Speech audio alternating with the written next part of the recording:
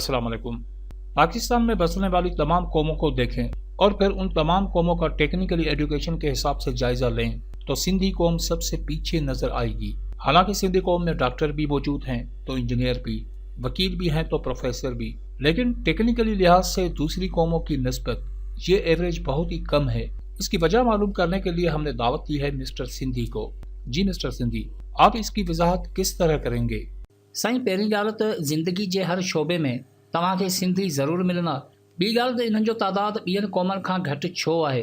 त इन जो जवाबु इहो आहे त असांजे मुआशरे में हौसला अफ़ज़ाई करण जी बजाय तनक़ीद करण खे तरजीह ॾिनी वेंदी आहे। लेकिन सिंधी वो लोग कभी कामयाब नहीं होते जो मुआशरे की तनकीद पर अपने फैसले तब्दील करते हैं। साईं, ॻाल्हि रुगो मुआशरे ताईं महदूद नाहे। हिते त कानून बि उन्हनि माण्हुनि जे ख़िलाफ़ आहे जेकी कुझु करण जी एलियत रखनि था। आगा वकार जो मिसाल वठो, उन सां रियासत कहिड़ो हशर कयो। सिंधी आगा वकार एक फेलियर इंसान है। इसकी इजाद में दम नहीं था, इसलिए वो कामयाब नहीं हो सका। उन जी इजाद में दम नाहे इहो फ़ैसिलो बि रियासती इदारनि कयो हो। साईं, तव्हांजी मीडिया ते आगा वकार सभु कुझु प्रूफ कयो हो। शुरूआत में त सभु मुतमइन हुआ, पर पोइ ख़्यालु आयो त जेकॾहिं गाॾियूं पाणी ते हलणु लॻियूं त पेट्रोलियम मसनूआत में अरबन खरबन जी इन्वेस्टमेंट जो छा थींदो? करोड़नि जा टैक्स केरु ॾींदो? सिंधी, ये तो आप कह रहे हैं ना, आपकी बात का कौन यकीन करेगा? साईं, तव्हां मूंखे छॾियो, आगा वकार खे लाइव कॉल ते आणियो, इन्ही जी ज़बानी ॿुधो त हक़ीक़त छा आहे। ठीक है, हम आगा वकार को कॉल पर लेने की कोशिश करते हैं। आगा वकार साहब, अस्सलाम वालेकुम। मैं मिस्टर सिंधी लाइव प्रोग्राम से बोल रहा हूँ। क्या आपको मेरी आवाज आ रही है? आगा साहब, क्या आप मेरी आवाज सुन सकते हैं? अस्सलाम वालेकुम साईं। मिस्टर सिंधी साहब, सभ खां पहिरियों तव्हांखे मां मुबारकबाद ॾींदुसि। तव्हां अहिड़े दौर में, दजाली दौर में, तव्हां सिंध ऐं सिंधियुनि जे कयल नाजाइज़नि ज़्यादतियुनि ते तव्हां आवाज़ उठाए खणी रहिया आहियो। तव्हांखे जस हुजे, तव्हांजी काविशनि जी महिनत खे तव्हांखे मुंहिंजी तरफ़ खां सलाम हुजे जो तव्हां अहिड़ो स्टेप खणो पिया। इंशाअल्लाह तव्हांखे अलाह साईं कामयाब कंदो, अजर ॾींदो इंशाअल्लाह। साईं, हिकिड़ो मिंट, तव्हांजा सवाल ई अहिड़ा हूंदा आहिनि जिन जा जवाब तव्हां वटि ई हूंदा आहिनि। सवाल आऊं थो पुछां आसान सिंधी में, जिन जा जवाब भी आवाम समझी सघे। जी पूछे। आगा साहब, असांखे बसि 3 सवालनि जा जवाब ॾियो, हक़ीक़त साम्हूं अची वेंदी। पहिरियों सवाल हीअ आहे त तव्हां अॼु बि पंहिंजे तजुर्बे मां मुतमिन आहियो? मिस्टर सिंधी साहब, हाणे उन में मां इहो अर्ज़ु कंदुसि त जेकॾहिं मां पंहिंजी इजादात मां मुतमिन न हुजां हा त पंहिंजो घर साड़े कराची खां इस्लामाबाद ताईं 3 महीना गवर्नमेंट जे हर माण्हू खे, मीडिया जे माण्हू खे, ब्यूरोक्रेट्स खे, इवन फॉरेन जेके बि इन्वेंटर्स आहिनि या वॾी वॾियूं कंपनियूं जेके इन्वेंशन्स कंदियूं आहिनि उन्हनि खे मां पंहिंजो डेमोस्ट्रेशन करे न ॾेखारियां जेकॾहिं इन में का कमी पेशी हुजे हा त। बाक़ी रहियो सवाल कमी पेशी जेका इन्वेंशन्स नई थींदियूं आहिनि उन में हूंदियूं आहिनि। हर इन्वेंशन्स खे अपग्रेड, मॉडिफाइड कयो वेंदो आहे वक़्तन फ़वक़्तन।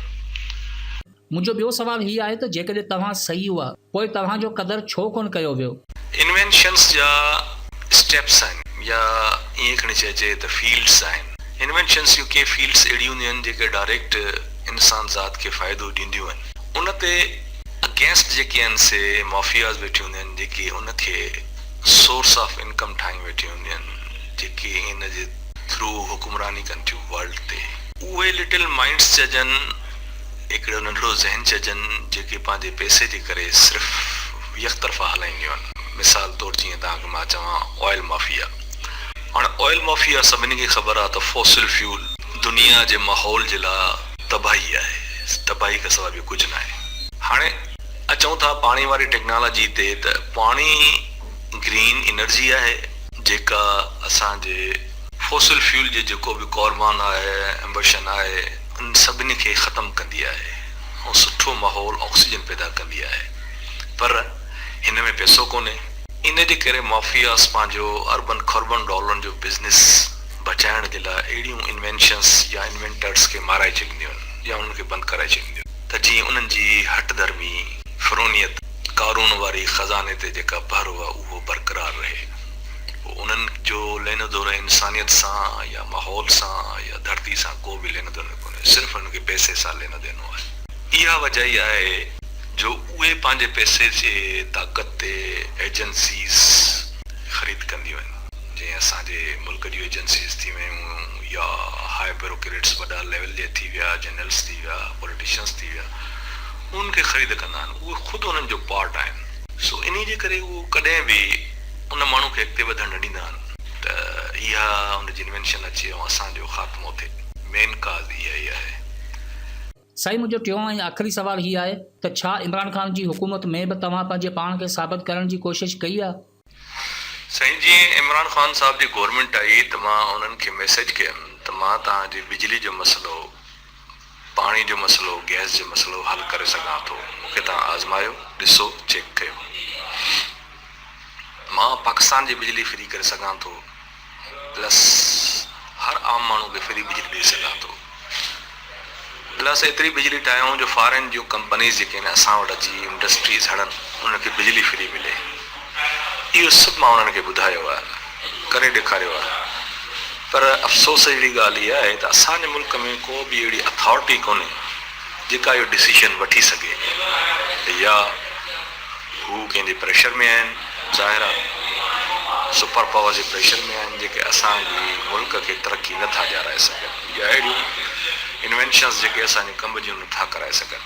मूंखे अफ़सोस आहे उन्हनि ते त घटि में घटि ख़ुदा सभिनि खे मरणो आहे, हर को मरी वेंदो, रहंदो नालो वञे। इंसान असांखां अॻु में केतिरा ई खरबे अरबे इंसान आया, कंहिंजो नाम निशान न आहे। नाम निशान उन चंद माण्हुनि जो आहे जंहिंजो किरदारु रहियो आहे, सुठो रहियो आहे, इंसानी जे लाइ कमु कयो आहे।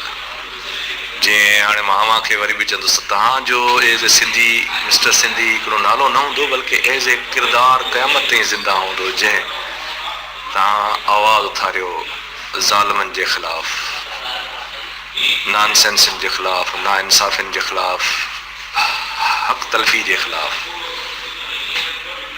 इहो ई सभ खां वॾो जिहाद आहे, इहा ई सभ खां वॾी इबादत आहे। जी बिल्कुल नाइंसाफ़ी हुई है, लेकिन सिंधी आगा साहब खुद बता रहे हैं कि एजाद में कमी पेशी हो सकती है, मतलब वो 100% श्योर नहीं है। एजाद छा हूंदी आहे असां कॾहिं कई हुजे त असांखे ख़बर हुजे।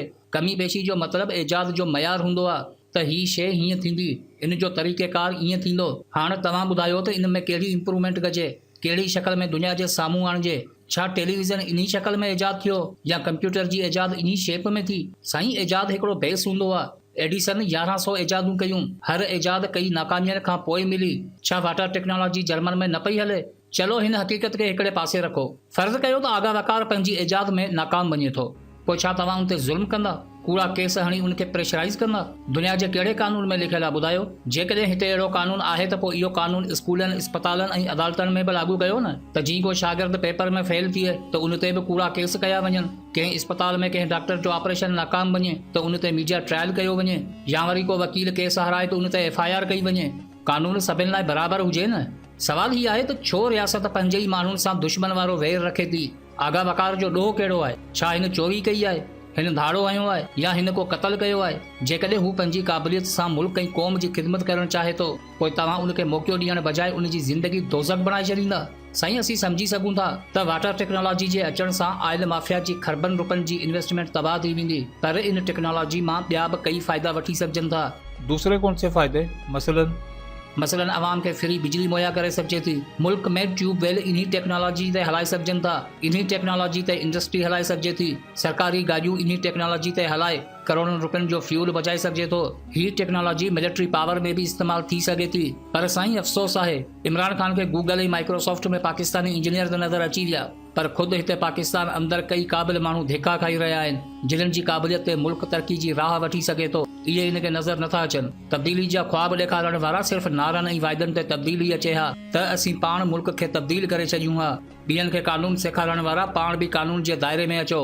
हीअ रियासत आहे, को जरगो नाहे जंहिं में चंद हुक्मराननि जा हुक्म हलनि। रियासत जे कानून मुताबिक़ हर शहरी खे इहो हक़ आहे त हू पंहिंजी क़ाबिलियत खे रियासत अॻियां ज़ाहिर करे, ऐं रियासत जो इहो फ़र्ज़ु आहे त हू पंहिंजे हर क़ाबिल शहरी खे मौक़ो फ़राहम करे। साईं, ही हुकूमत नए पाकिस्तान जी दावा करे थी न त नए पाकिस्तान में बिजली फ्री हुअणु खपे, माण्हुनि खे रिलीफ हुजे। इहो सभु ॾियण लाइ तव्हांखे आगा वकार खे आज़माइणो पवंदो। जेकॾहिं एतिरो बि नथा करे सघो त महिरबानी करे अवाम खे तब्दीली जा ख्वाब न ॾेखारियो। वक़्त जा हुक्मरानो यादि रखो त तव्हांखे इन्हनि माण्हुनि कुर्सियुनि ते विहारियो आहे। अॼु तव्हां इन्हनि जो अहसासु न कंदा, सुभाणे इहे तव्हांजो अहसासु न कंदा। यादि रखो त वक़्तु कंहिंजो दोस्त नाहे ऐं क़िस्मत कंहिंजी दुश्मन नाहे। न हमेशह लाइ तव्हांजी हुक्मरानी रहंदी ऐं न ई असांजी ग़ुलामी रहंदी। इन करे पंहिंजी आख़िरत जो सोचे इंसानियत ते अचो, क़ौम खे हक़ ॾेई इंसाफ़ ते अचो।